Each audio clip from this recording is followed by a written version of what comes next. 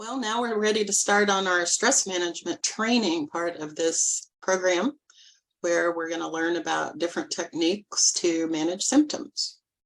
As you can see, there'll be 5 different areas: mindfulness techniques, mindset changing exercises, breathing techniques, visualization exercise, and food and movement recommendations.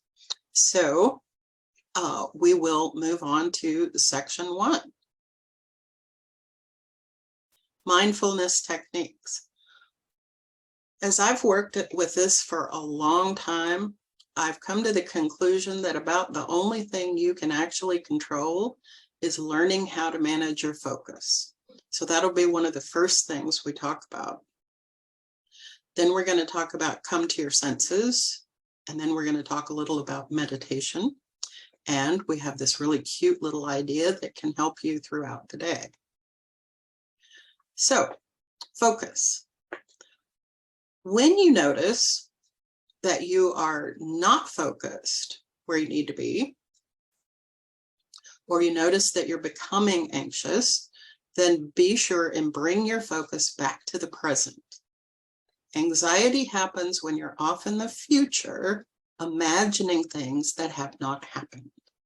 So what you need to do is bring your awareness back to the present, focus on what's going well, not what's wrong. We have a bias, an inherent bias to look for what's wrong because that's where danger is. So we have to make a conscious effort to look at what's right. And then look at what you can do something about. So we have to accept what is. This is the acceptance piece. We pay attention to what's going well, and we bring our awareness to the present. So if you want to try that right now, you can do that. So are you in the present? Are you here? Is your mind partly somewhere else, or are you really here? Our next exercise will show you exactly how to bring yourself back to the present. But as you look around, notice what's working. Are you in a safe space? Are you in a space with a roof over your head? Do you have electricity? Do you have heat or air conditioning? Think about all the people in the world who don't. Most things in your life are going well. And if you can start to really notice the things that are okay, it will counteract those things that are not going so well, or at least put them in perspective. When we notice things that are wrong, we go over here and we pull that out and we blow it up so that everything's wrong now. We need to put it back into perspective. It's only a little piece of the whole picture so that you can feel much more calm and a lot less scared and worried. What you can control. If you are worried about something, then worry is there to tell you to do something about it now. If you're worried about something and there's something you can do now, do it. If there's nothing you can do now, you just have to change your focus because you don't need to be worrying about it. No amount of worry is going to change it. Unless there's something you can do, you're stuck with it.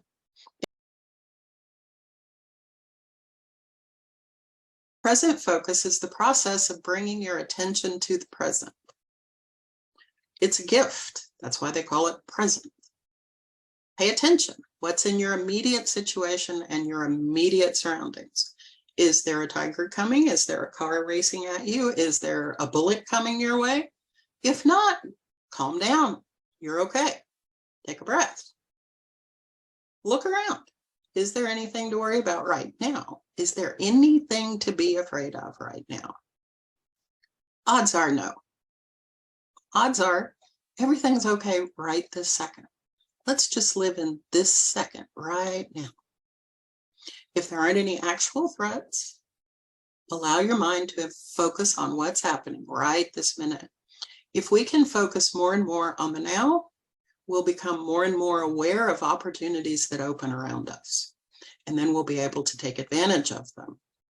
If we're off somewhere in the future worrying about something, we'll miss things, opportunities that appear in front of us.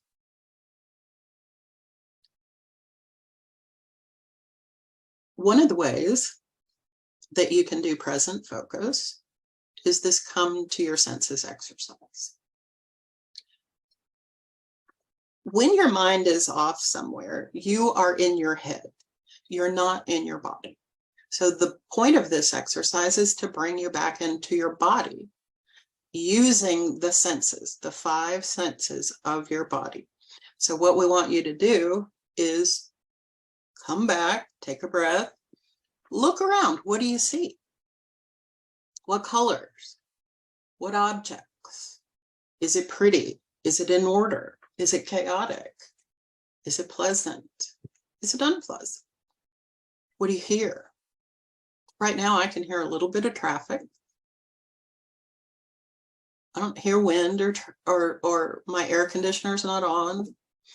My computer is actually pretty quiet. My printer is not doing its repair and maintenance thing. I don't hear any insects. I do have a bit of tinnitus, which I have all the time. So it's sort of like insects, but that's just there all the time.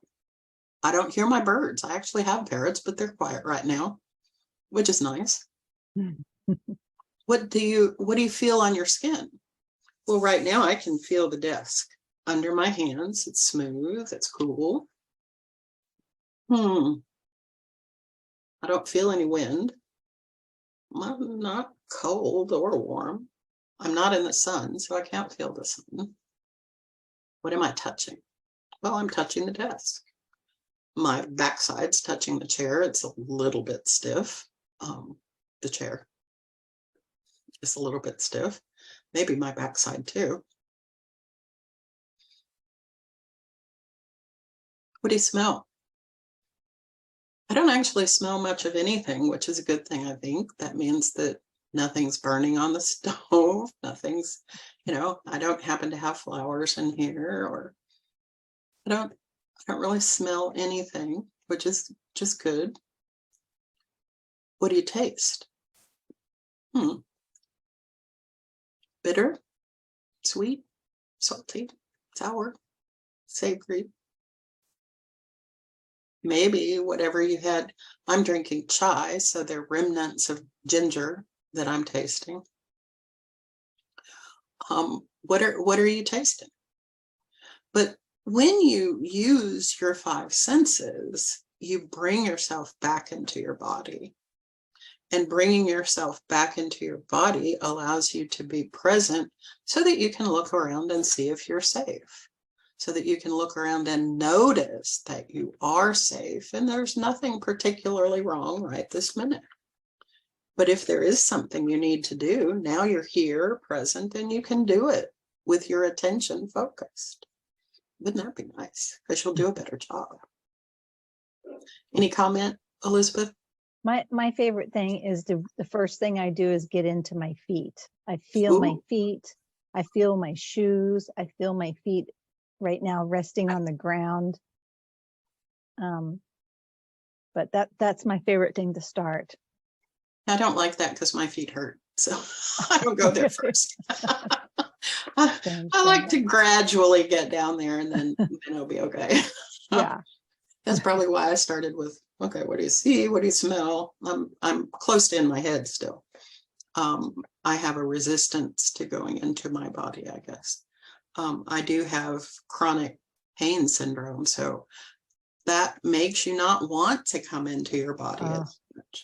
But if you come into your body and you focus on where the pain is, where consciousness goes, blood flows, it'll actually make you feel better. But our urge is to run away from anything that hurts, when in fact, we need to focus on it if we want it to heal and be better. Because if the blood's not flowing there, you're not going to get all the body's healing resources centered there. So I have this resistance, but I am working on it. Now that you are back, ask, what do I need to do next? Do that. Only that. Do one thing at a time. Contrary to public opinion, popular public opinion, you don't multitask. You jump from one to another, to another, to another. You can't multitask. You have one channel and that's all you have. We don't multitask. We can scatter our attention, but we don't do multiple things at one time. So do one thing, focus on it, get it out of the way, and then do the next thing. And that way you'll get through however big your list is. Positive focus. We can focus on what's wrong, or we can focus on what's going right. Again, we have a natural bias to look for what's wrong because that's how we avoid danger. We notice danger, we take care of it really quickly. But in this world, it's not that dangerous. If you're driving, yes, you need to be aware of what's going on around you. You need to be watching for what's wrong. You need to be watching for that crazy driver coming in your lane. Yes, you do need to do that. But when you're sitting in your house or you're sitting in your office and you're working, you don't need to be looking for what's wrong all the time. So what's going right? What's going well? This is preparation for a gratitude exercise that we'll talk about later. Notice what you like. What have you done successfully? What have you done that you're proud of? What food do you like? What clothes do you like? Your appearance, other people's appearance, artwork, nature, behaviors, people. Notice the things that you like and comment in your head at least, oh, I really like that. And if you can, if it's appropriate, I don't hear many people coming in. I don't know that I've heard anybody who comes in and says, oh my God, I am so disgusted. This person complimented me today. That doesn't happen. It usually improves their mood and makes them feel good, and it makes you feel good too. When you mention things that you observe that you like, it generally is a compliment to someone else and they appreciate it. And your observation is positive and you end up with a big smile too. It could be contagious if we would just do it a lot. Trying to shift from this look for danger to look for what's going well can make a huge difference in your everyday life. I like this technique. I use it a lot. Sometimes I will get into a meeting with a bunch of people and something's starting to irritate me. And if I can catch myself, I'll just stop and look around the room and find something good about each person. Because you can always find one thing good about a person. It may be their hair looks good or that color looks good on them. You know, they're not tapping their pencil today. It can be the absence of something negative. Okay. Yes. I love the way you're being still today or quiet or whatever. Yeah, I mean, you don't have to comment on it, but yeah. it helps me from going to getting more frustrated with the stupidity that may be happening in the meeting. And it's not productive for me to get all anxious, because if I don't get a hold of myself, I won't be able to communicate really well what I need to say, or I just might end up being totally frustrated and everybody else is fine, but I feel terrible. Or everyone will become frustrated because they can hear it in your voice and they'll take it personally and then it just goes off. Right. That's, yeah. Yes. Good points. But that's what I like about it, because you can do this in your head. You don't have to, it's not something you have to do. You could do it at any time. Right. Anytime. It's totally portable if you can just remember to do it. Yes. Yes. Sometimes I would write a note at the top of my book. If I was feeling frustrated before I was going to the meeting, I would put something at the top of my book to remind me, okay, you know. Focus. Yes. Focus. Plus. Positive focus. Yeah. Oh, I like that. Focus plus. So, present focus. Procrastination. Procrastination is an interesting thing. Obviously, if you're not doing it, you're avoiding something. So, have you set priorities? Do you know what you need to do first? If you have a pile of things and you don't know what to do first, you'll avoid starting. So if you set the priorities and you know what comes first, what comes next, and you have them in a sequence, you're more likely to be able to get started and work your way through the pile. And are there things that you need to do right this minute? Put those at the top of the priority list. Anything that doesn't have to be done right now, you put those in your calendar, and you put them in the calendar with the due date. And that way, if you just work your calendar, you'll stay on top of things. You don't have to keep it in your head, swirling around, worrying all the time, oh, did I forget something? Did I forget something? No, when you get something, you prioritize it and you put it in the calendar when it needs to be worked on, so that you will get it done when it needs to be done. The other thing that stops people is that they don't know how to do the thing that's next. And if you don't know how, people are embarrassed to ask for help, because that implies that they don't know how to do their job, or they're stupid, or they're supposed to already know how. But the problem with that is that you won't get it done, and that's going to look worse than asking for help. So you have to figure out the people in your environment that are safe to go to and ask for help when you need it. There've got to be some people that it would be okay to ask, hey, I'm not really clear on this. I don't really understand this assignment. Your supervisor or your teacher should be the obvious person that you can ask. If that person for some reason doesn't feel safe, then see if there's a coworker or a fellow student that you can ask for assistance. But asking for help is going to prevent you from looking stupid by allowing you to do the project and turn it in. If you don't, you're really going to look bad. And everybody's going to be disappointed because they needed the project or they wouldn't have given it to you. Another thing is that if it's a great big project, you have to break it into smaller pieces and then prioritize the pieces, or you won't start. It's too big. There's no entry point. There's no start.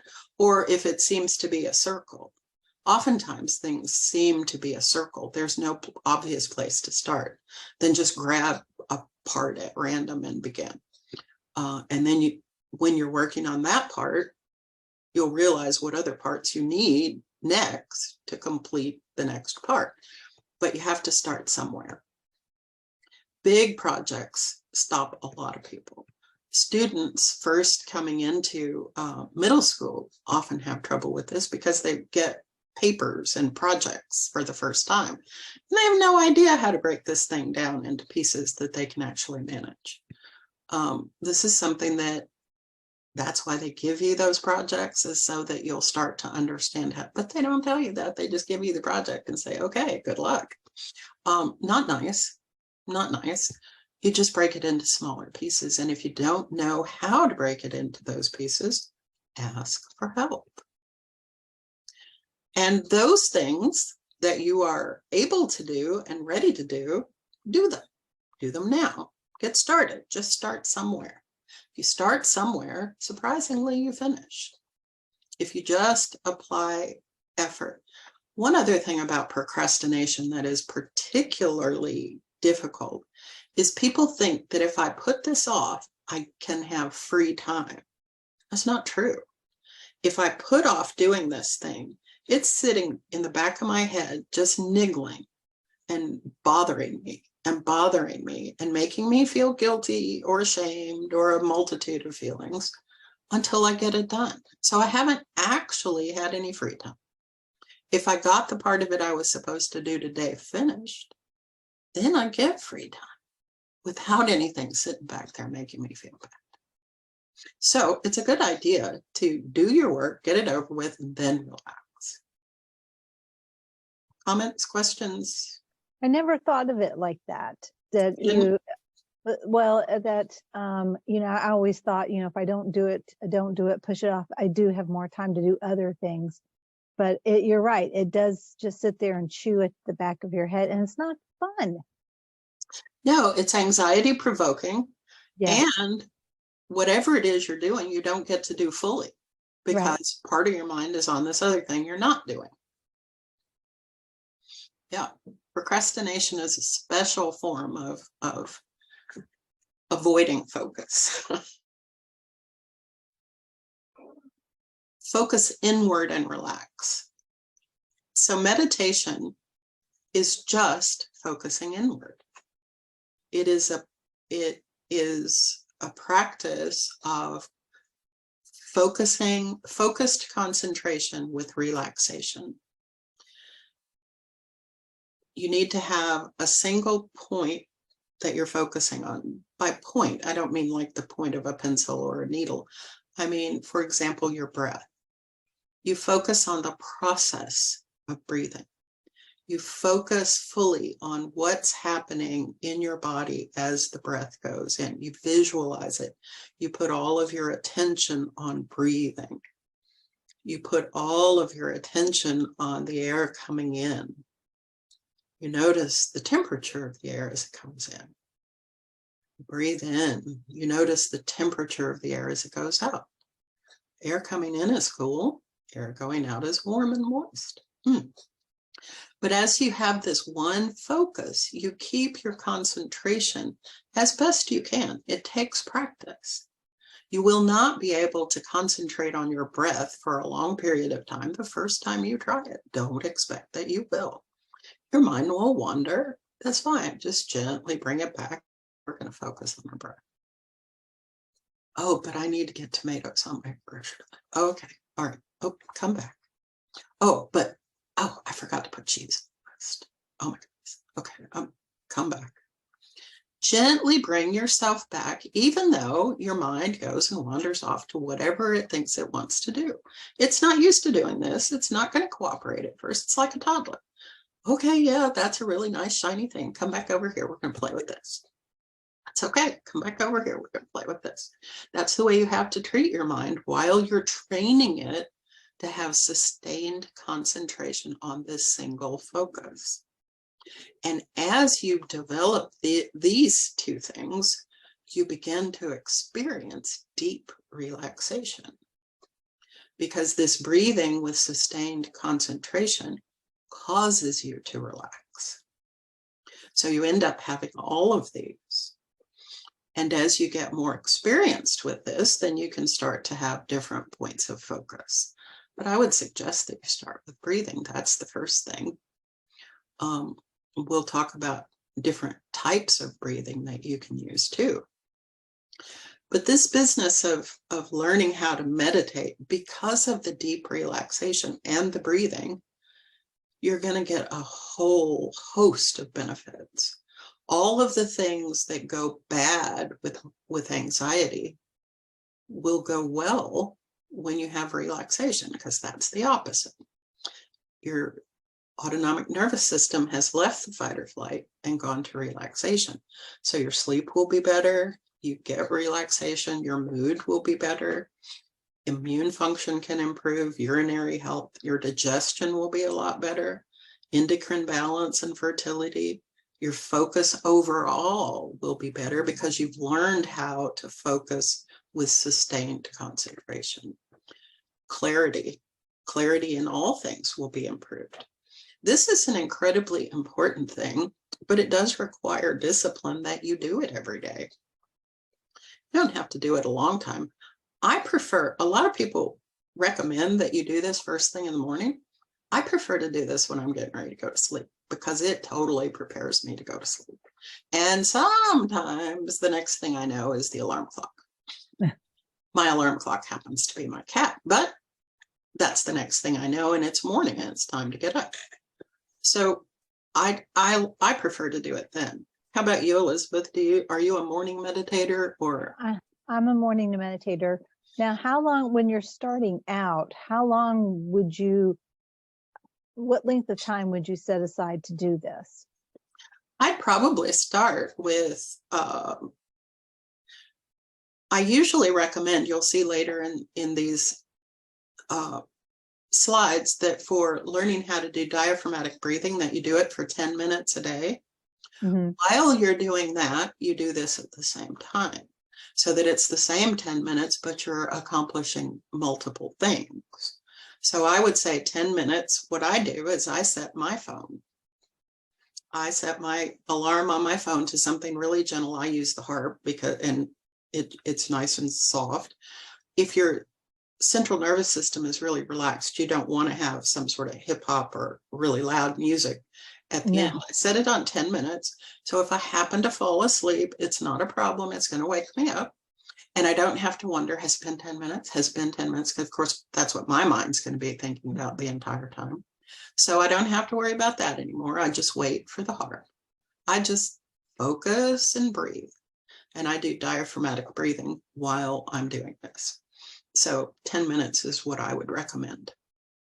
Now, as you first start out of that 10 minutes, I mean, what's the expectation that I'll be able to keep that single point of focus? Oh, you won't, but you'll breathe for 10 minutes. You will breathe for 10 minutes, and that will help you relax. And as you relax, you'll get better at doing the focus and better at doing the concentration. And so it's an interactive process. And your mind depends on how stressed you are, how many things you've got floating around. If you're getting ready to go get groceries, then your grocery list will come up. If you've got kids at school or you've got to go pick them up, who knows what'll come up. But you just very gently come back. It's like the little kid who has to go to the electric socket. You just come back. No, we're not going to play with that. We're going to play with this. We're going to play with this. We're going to play with this. And after a while, you may have to spend most of your time bringing your mind back, but that's okay. While you're learning how to breathe diaphragmatically, it's actually easier to focus on it because you're trying to make sure you're doing it right. When you really get the hang of it, it may become a little more difficult to focus on it because you already know how to do it. It's okay. Whatever happens is okay. Just keep doing it for 10 minutes, whatever it is you're doing. And the main thing to remember is that you're treating yourself with grace. You're being kind and gentle at all times. There is nothing mean or rigid or angry or stiff about this. It has to be flowing and liquid and gentle and nurturing. It is not supposed to be something you use a stick to beat yourself with. So don't criticize if your mind keeps floating off. No, it's okay. That's what your mind's supposed to do. Right. It does what it needs to do. And it hasn't learned how to do this yet. And if you're like me, I was one of those poor people who expected herself to know how to do things before I ever tried it, which is a whole nest of problems in itself. So of course I'm going to be like, oh my God, I can't do this. No. You can do this, but it's a matter of being very gentle and kind. That's the other thing you're learning while you're doing this, is how to be kind to yourself, which is a huge lesson.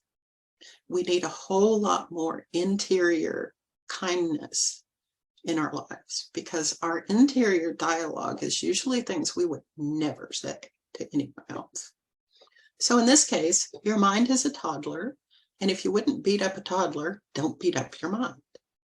It has to learn how to do it. I like that visualization. That helps. That helps. Good. All right, we'll go on to our next one. All right.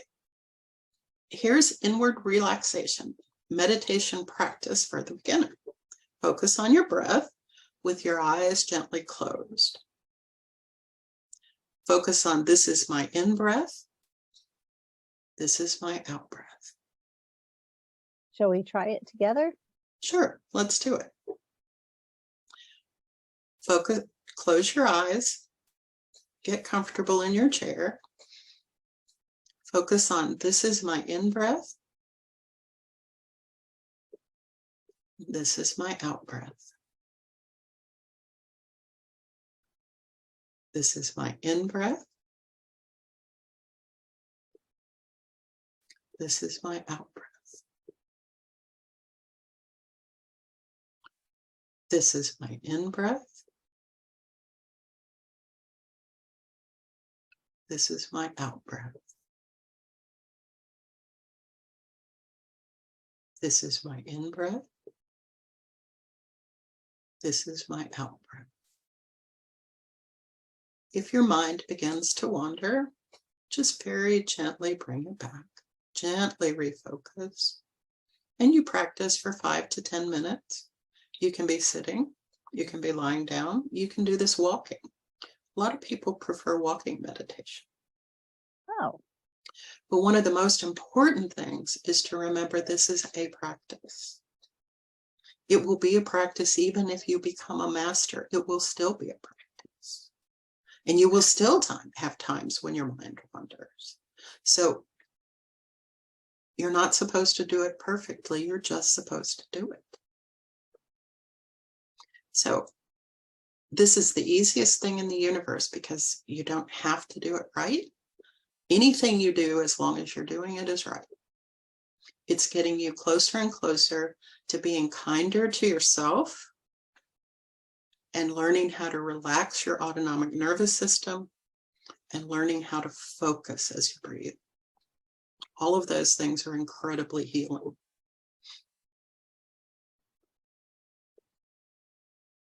Any comments or anything you want to add, Elizabeth? no, just doing that for that few minutes, I could really feel myself.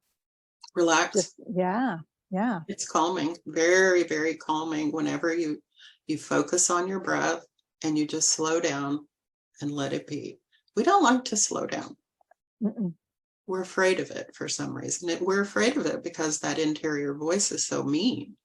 We don't want to listen to that. So we're teaching the interior voice how to be nicer so that we can slow down and relax.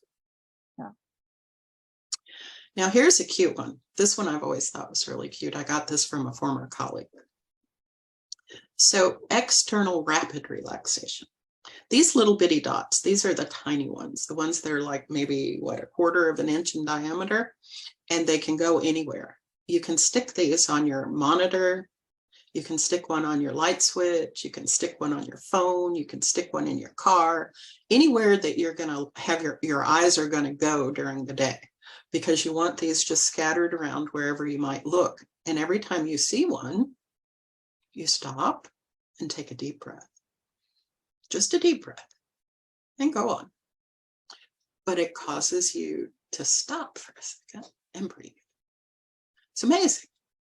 It's amazing how good breathing is. You know, breathing is actually really, really good for you. But oftentimes we don't do that. We don't, or we breathe shallowly, or we just get so frantic. We're going fast all the time. We're going to go faster and faster. But if you're really going faster and you're actually running, you would be breathing deeply. But instead, we create this stress. And instead, we're going to break it up and we're going to stop it just for a moment and take a breath every time we see one of these little dots. So, something to try, something to see. All of these are things that you need to try and see which ones you're ready to incorporate into your daily routines, because the only way they're going to work is if you actually use them. But all of these are not, nobody expects you to do all of these every single day. But these are things, if you're under a lot of stress, you won't think of them unless they're things that you've incorporated into your daily life.